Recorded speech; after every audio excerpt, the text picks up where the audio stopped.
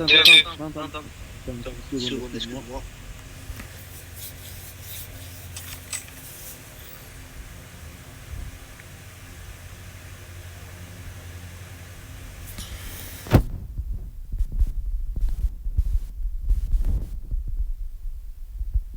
Vas-y, c'est bon, on peut commencer.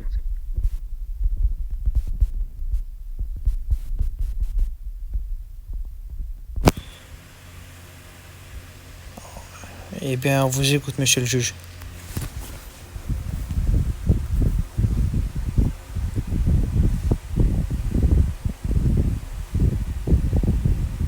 Ok. Bon, on est là aujourd'hui ce soir pour le procès de monsieur Urban Torres, pardon, excusez-moi, qui alors, attendez.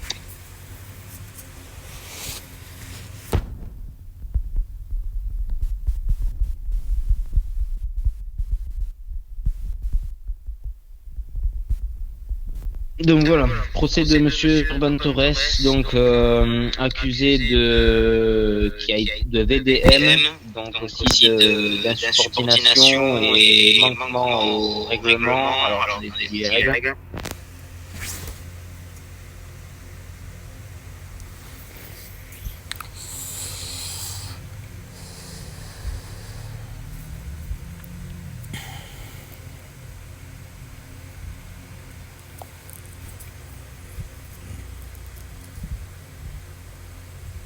Excusez-moi, je me mélange le document. Donc, non-respect de la règle de police, faction numéro 7, respect d'un policier dans la façon de s'exprimer, plus non-respect de la règle de faction numéro 9, BDM, et également, j'ai mis la règle numéro 8 sur l'insubordination.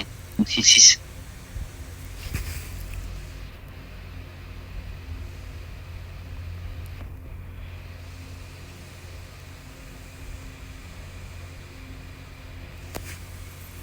Subordination, règle numéro 8. Monsieur Gatien, je vous écoute. Je tiens juste à confirmer les faits qui lui sont reprochés. La défense accepte ses chefs. D'accord. Alors, pour commencer, je voudrais entendre l'accusation, donc, mademoiselle Vicky Danner. Bonjour à tous. Alors, comme monsieur le juge, monsieur Chapman l'a annoncé, monsieur Torres est ici présent concernant des faits de VDM, insubordination, et puis non-respect au processus à l'interne de la police. Si monsieur Chapman me permet de pouvoir ouvrir le premier dossier, c'est-à-dire le dossier VDM, P9, si je m'abuse.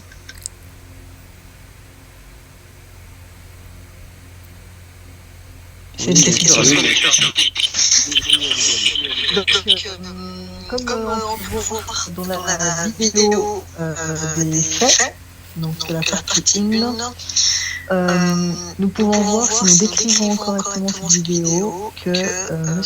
Urban Torres était à l'intérieur de son véhicule de police. Il arrivait sur les lieux du commissariat, à l'arrière du commissariat vers le garage. On le voit une première fois s'arrêter pour, je pense, devant lui. Ensuite, démarrer et s'approcher des personnes qui se tenaient sur le trottoir du commissariat, tout en essayant d'esquiver. Et puis à la fin, en sachant très bien, puisque M. Urban Torres n'est pas un débutant en ville et qu'il ne vient pas d'arriver, en sachant très bien que s'il tournait un peu trop à droite, il allait les écraser de toute manière. Donc pour moi, c'est un fait qui doit être accusé, que c'est un fait de VDM. Il ne s'est pas excusé ou quoi que ce soit. Donc pour moi, avec tout ça, c'est un fait d'accusation qui doit rester et qui doit l'être. Très bien. Est-ce que vous avez d'autres choses à ajouter sur les autres éléments, ou est-ce que vous voulez d'abord régler celui-ci avec la défense? Moi, j'aimerais plutôt qu'on fasse, en tout cas pour moi, je souhaiterais qu'on fasse cas par cas, parce que c'est un enchaînement d'étapes dans ce procès qui ont amené à une insubordination. Très bien. Alors, je vais écouter la défense pour le sujet du VDM, s'il vous plaît. Ok. Votre honneur, Eustache Gatien, avocat commis d'office de M. Zourvan Torres, officier de police. Alors, concernant un léger récapitulatif de ce qui s'est déroulé lors des faits, nous avons eu, tout d'abord, je tiens à rappeler le poste qui est assez important de notre officier ici présent. Il est à la fois officier et gouverneur adjoint de la ville. Donc, dans le contexte où il était, un événement s'était déroulé où il s'était pris quelques menaces et quelques insultes.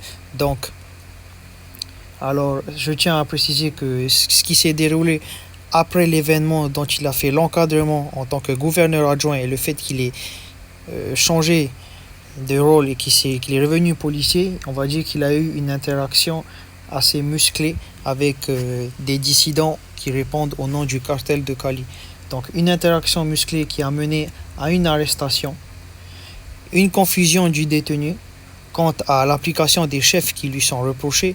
Dans la vidéo, monsieur le juge, cher juré et madame la procureure de l'accusation, je tiens à vous préciser plus concrètement que la mesure 3.2 qui a été ajoutée pour désobéissance à un agent a été appliquée par mon officier ci présent, car monsieur Mani Beno, le prévenu, se refusait d'écouter, voire même se permettait certaines choses que mon client ne tolérerait pas à ce moment-là au poste de police. Il a certes eu peut-être un léger mélange entre ces deux responsabilités, mais il faut savoir que nous sommes tous humains, nous commettons tous des fautes et des inactions. Donc je peux comprendre, j'espère que la Cour, dans son énorme clémence, pourra comprendre que de passer de gouverneur adjoint et à policier, je considère que le transfert est assez brut et donc qu'il en garde peut-être un certain ressenti et qu'il a arrêté probablement M. Mani Beno dans des circonstances impératives et douteuses. Par rapport au fait du VDM, alors, on a eu l'avis de tous les superviseurs de la police. J'en ai tenu compte et il y en a un qui m'a intéressé qui était de la part de l'inspecteur général de la police, M. Belboul. Je tiens à clarifier la situation. Effectivement, mon client était en marche avant, mais qui dit que la personne sur la vidéo, même si la vidéo n'est pas complète, qui dit que la personne sur la vidéo, M. Mani Beno, ne se refusait pas de bouger du chemin, de s'écarter du chemin, de mon client. C'est tout simplement une question que je pose à la Cour. Est-ce qu'on peut considérer que c'est un RP9, soit une agression véhiculée, un VDM plus communément dit, à partir du moment où mon client avait probablement, supposément averti M. Mani Beno ainsi que les autres personnes qu'il a supposément écrasées, qu'il a supposément en fait VDM une personne. C'est la question que je demanderai à la Cour de répondre lorsque monsieur le juge pourra donner les faits. Ensuite, je pense que c'est à peu près tout ce que je peux vous répondre sur le VDM, bien que j'ai d'autres éléments encore à vous exposer, monsieur le juge. Moi, je vais juste rebondir sur ce que monsieur Gatien dit par rapport à monsieur Zurban.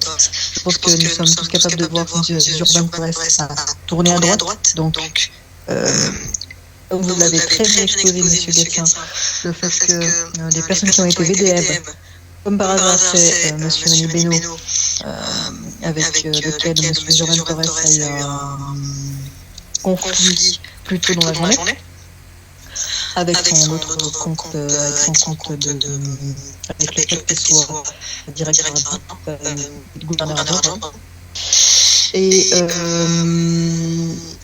Et donc on voit très clairement sur la vidéo que monsieur Zurban Torres pousse volant à droite pour, on va dire, casser les jambes de monsieur Mani Beno. Objection, votre honneur. Je vous écoute. Je tenais à dire, monsieur le juge et madame la procureure de la police, que je viens très clairement de spécifier que ce n'était pas une agression véhiculée à partir du moment où les faits sont supposés et que nous n'avons pas la totalité des enregistrements.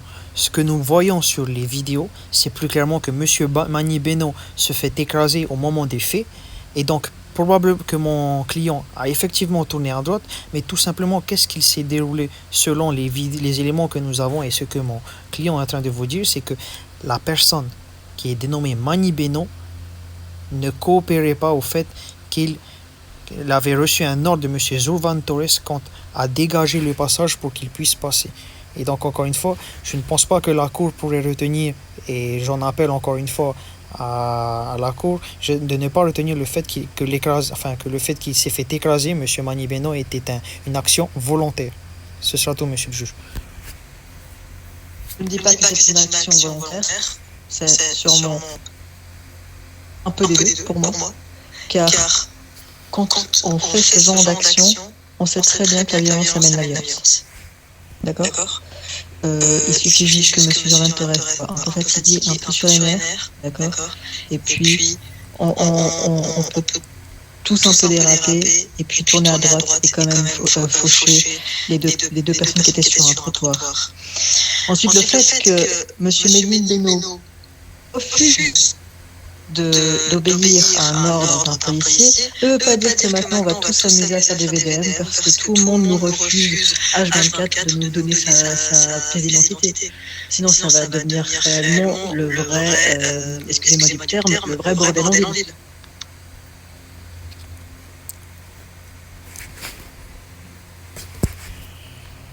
Voilà ce que je veux dire. Un chef d'accusation qui doit rester sur M. Torres.